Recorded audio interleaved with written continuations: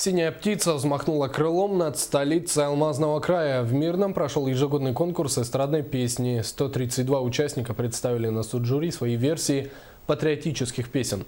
Лучшие из них прозвучали во время гала-концерта, но кто взял гран-при фестиваля, расскажет Наталья Николаева.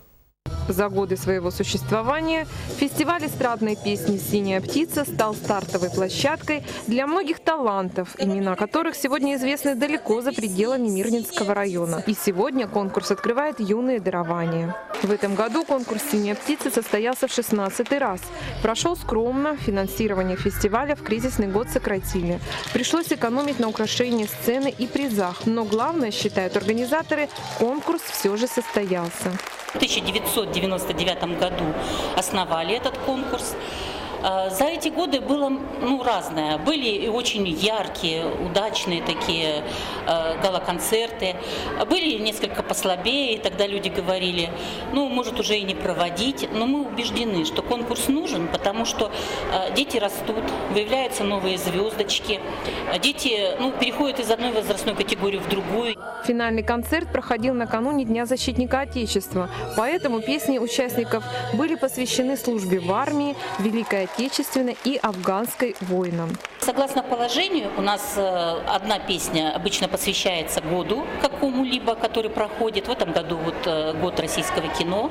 И по положению одна песня у нас из кинофильма, мультфильма, мюзикла должна быть. А вторая песня – это патриотическая.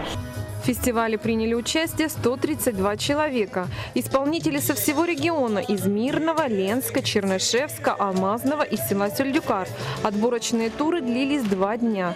В финальном гала-концерте участвовали лучшие из лучших. Ежегодно призерами конкурса становятся ученики Ольги Свидерской, педагога Мирнинской школы искусств.